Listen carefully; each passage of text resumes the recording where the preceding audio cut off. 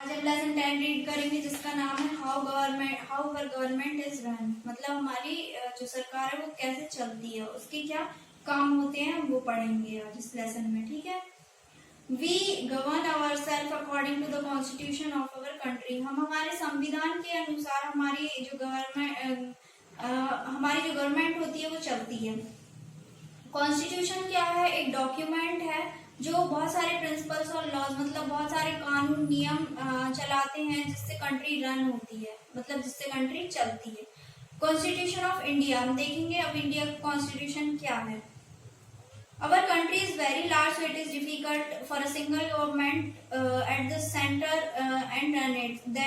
This is why our constitution provides for both a central or union government and separate state government. देखिए तीन type की constitution, हमारा जो constitution है वो तीन टाइप की गवर्नमेंट देता है। देखिए कैसे, central government, union government and state government. Okay, the central government जो होती है वो that looks after issues and national importance. अब देखें हम इनके बारे में अलग अलग से रीड करेंगे कि इनका क्या काम होता है। Okay, each state of government look after the issues of local importance. मतलब जो उनके हर स्टेट के जो अपने अपने मुद्दे होते हैं उन पर वो मतलब उनको देखते हैं। The police force which protects life and property is under the state government. Police force जो होती है वो स्टेट गवर्नमेंट के अंडर में होती है। The central government help the state government when it is needed. Central government जो होती है वो स्टेट गवर्नमेंट को हेल्प करती है जब भी उनको जरूरत होती है। Both central and state government work together for the welfare of the people. लोगों के कल्याण के लिए स्टेट गवर्नमेंट और सेंट्रल गवर्नमेंट जो होती है वो वर्क करती है। उनके तीन मेजर जॉब्स होते हैं। कौन कौन से? To make laws and force and dispense justice. मतलब लॉज बनाना और उनको चलाना और जो न्याय होता है वो दिलाना। ओके, अब पहले हम पढ़ेंगे union government. The president is the head of the union government. President जो होते हैं वो हेड होते हैं यूनियन गवर्नमेंट के। The parliament is the supreme law making body of our country. जो पार्लियामेंट होती है वो सुप्रीम लॉ मेकिंग बॉडी होती है कंट्री की। देखिए ये इंडियन पार्लियामेंट हाउस की पिक्चर दी हुई है। जो पार्लियामेंट होती है वो लॉज बनाती है और it consist of president of the president, the Lok Sabha and the Rajya Sabha. President की दो जो सभाएं होती हैं उनको कंटेन करती है लोकसभा एंड राज्यसभा, जिनके नाम होते हैं the prime minister and his council of minister carry out the function. Prime minister और काउंसिल ऑफ मिनिस्टर जो होते हैं वो इनके फंक्शंस और ड्यूटीज को गवर्न करते हैं। अब देखिए प्रेसिडेंट कौन होता है। President is elected by the member of Lok Sabha and Rajya Sabha and the state legislative assembly. जो स्टेट लेजिस्लेटिव असेंबली होती है, राज्यसभा और लोकसभा के जो मेंबर्स होते हैं उनके द्वारा प्रेसिडेंट इलेक्ट होता है।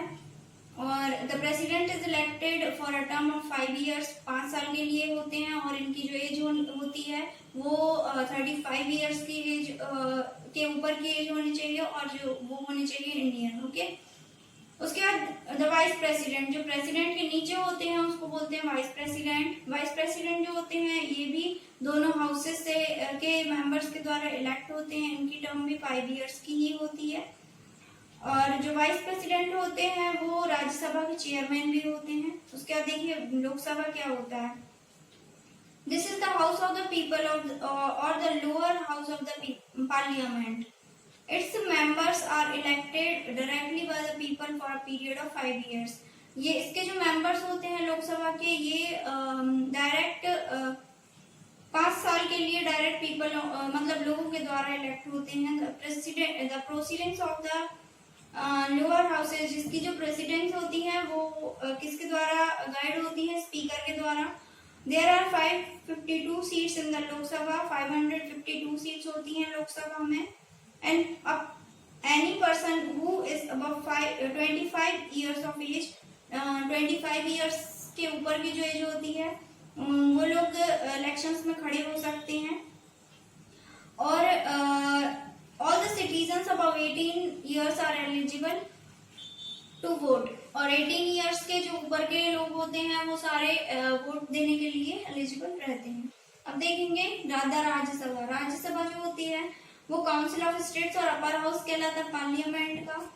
देयर आर 250 सीट्स होती है राज्यसभा में। Out of this 12 members are nominated by the president. इनमें से जो 12 मेंबर्स होते हैं वो प्रेसिडेंट के द्वारा नॉमिनेट किए जाते हैं और बाकी के लेजिस्लेटिव स्टेट लेजिस्लेटिव असेंबली के द्वारा इलेक्ट किए जाते हैं। The members of the Rajya Sabha are elected for the term of 6 years. जो राज्यसभा के मेंबर्स होते हैं वो 6 years के लिए इलेक्ट किए जाते हैं। 1/3 of its member retire every 2 years.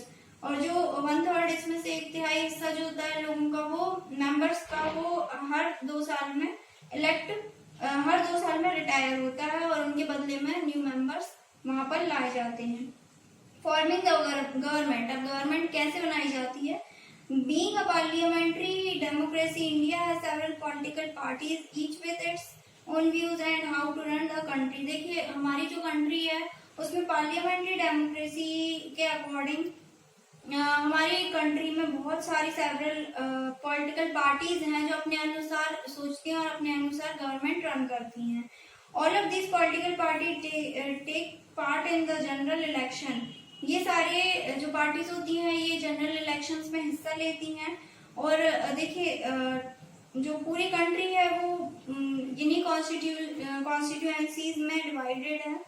The candidate who gets the largest number of votes in the constituency is declared as the elected member of the Lok Sabha.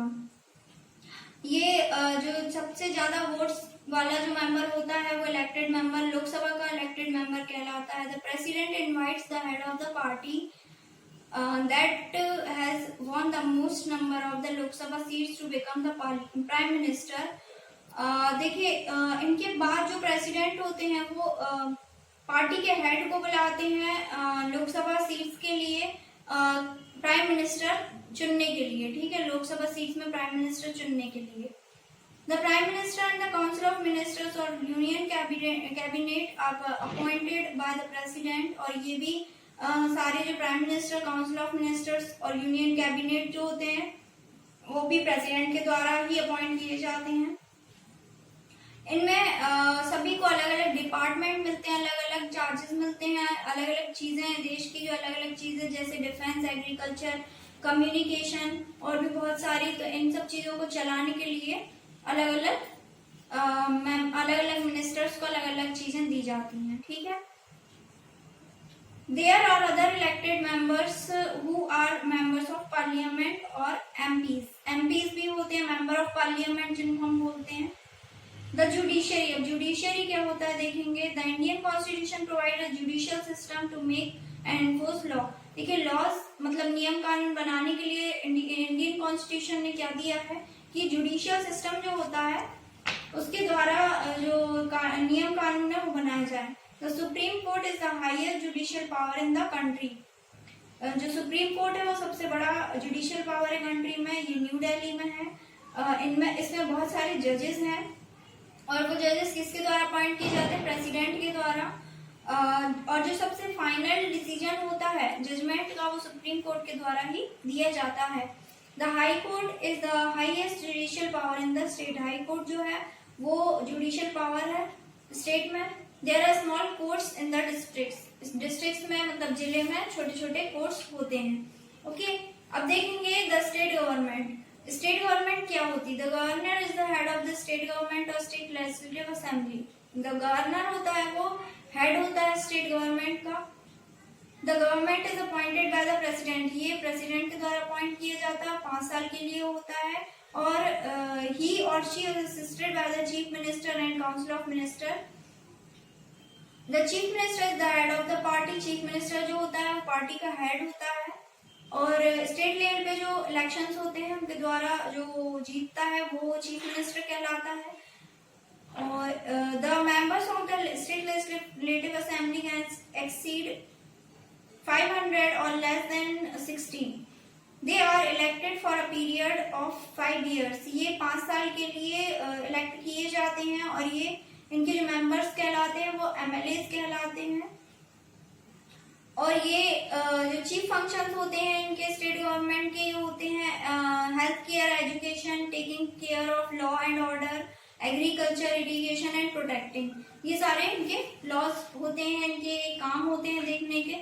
तो ये लेसन आपको आ गया होगा समझ में, आप इसको अच्छे से रीड करेंगे। अगर आपको कुछ नहीं आता है समझ में तो आप पूछ लेंगे। Okay, thank you.